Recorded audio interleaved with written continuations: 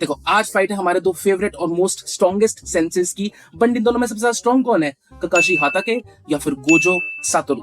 देखो कूलनेस वुलनेस और ये सब कैरेक्टर डिजाइन वगैरह ये सब तो बहुत सब्जेक्टिव है, और तो मेरे लिए ककाशी हाताके गोजो सातोरू को कूलनेस और कैरेक्टर डिजाइन में बीट करता है, बट स्टिल इन दोनों में से सबसे ज्यादा ताकतवर कौन है।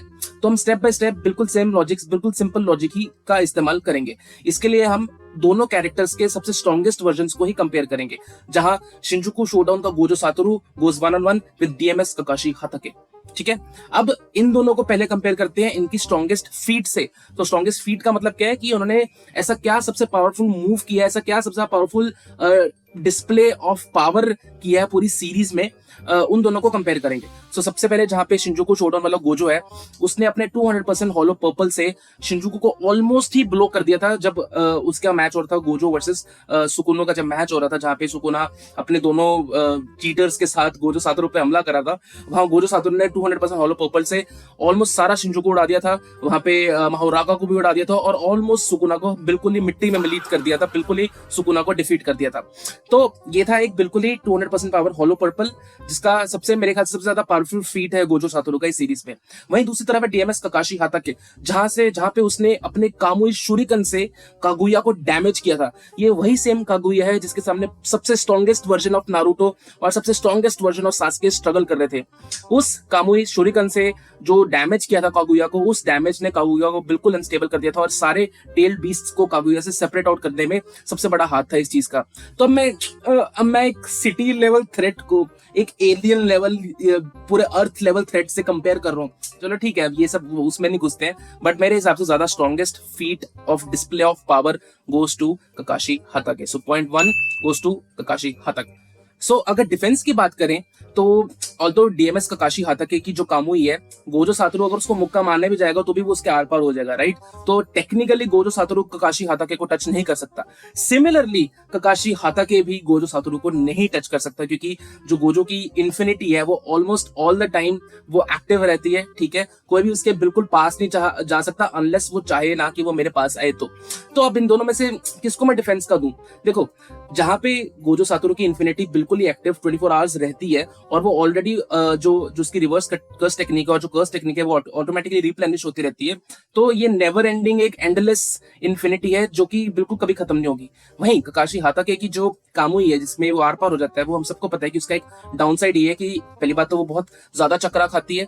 ठीक है, और दूसरी बात कि ककाशी उसको बिल्कुल 24 आवर्स तक उसको स्टेबलाइज नहीं कर सकता, वो बहुत ही शॉर्ट पीरियड ऑफ टाइम में रहती है। अगर आपने प्रॉपर पूरी वॉर आर्क देखी Obito and Kakashi and Naruto and Guy sensei were taking head on with Obito, right, वहां पे they found out that loophole, right, कि ये कंटिन्यूअस नहीं है, इसका एक लूप होल है। मिनाटो ने भी ये लूप होल ढूंढ लिया था, राइट।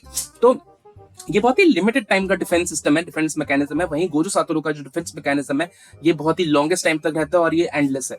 तो यहाँ पे डिफेंस का पॉइंट आता है गोजो सातोरू को। सो ये अभी 1-1 हो चुका है। ठीक है, सो बात करते हैं अटैक की। सो इन दोनों के आर्सेनल्स में ऐसा अटैक तो एग्जिस्ट करते हैं जो वन शॉट किल करने की शामिल रखता है।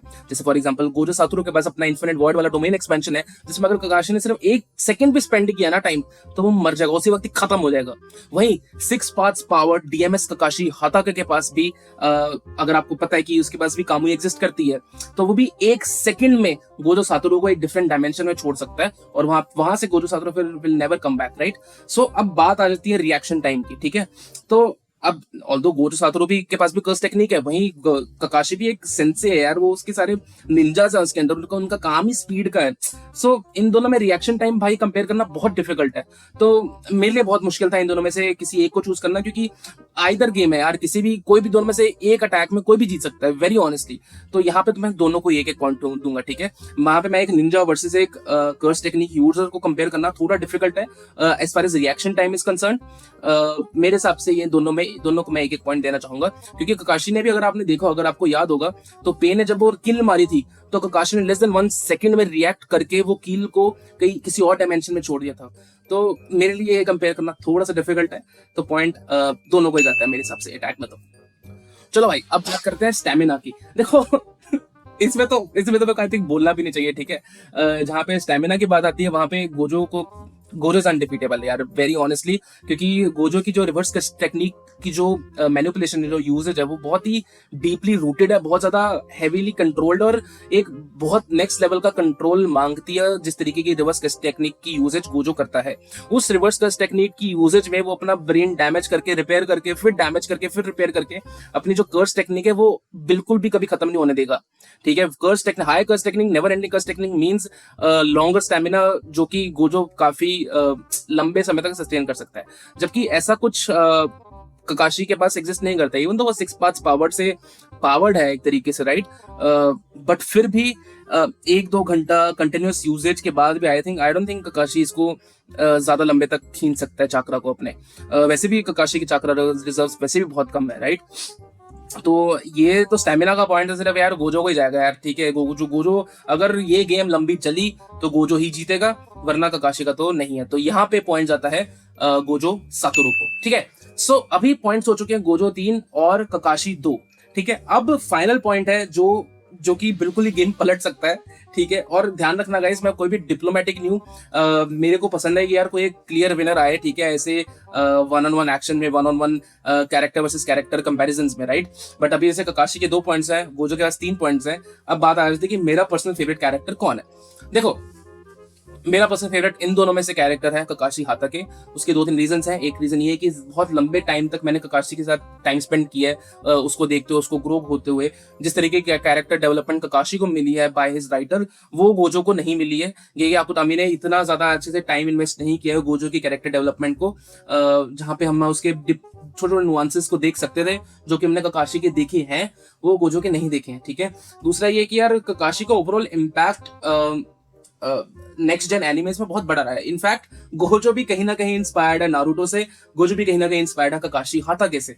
सो देखो यार, सिंपल सी बात है, मैं थोड़ा ओल्ड स्कूल टाइप हूँ। ठीक है, मेरे को नारुतो ज्यादा बेटर लगता है जेजेके से एनी डे। तो मेरा पॉइंट तो यार ककाशी को जाएगा। तो यहाँ पे टाई हो जाता है 3 वर्सेस 3, ककाशी और गोजो बिल्कुल सेम लेवल पे हैं। इन दोनों में से कोई क्लियर विनर नहीं है, दोनों ही बेस्ट है अपनी अपनी जगह पे। एंड कोई कंपैरिजन नहीं भाई इन दोनों का, they are the fucking best senseis in the entire anime. ठीक है, अगर आपको वीडियो पसंद है तो लाइक से सब्सक्राइब कर देना, बाकी कमेंट जरूर करना कि आपके लिए कौन सा बेटर है, गोजो सातोरू या ककाशी हाताके। Thank you.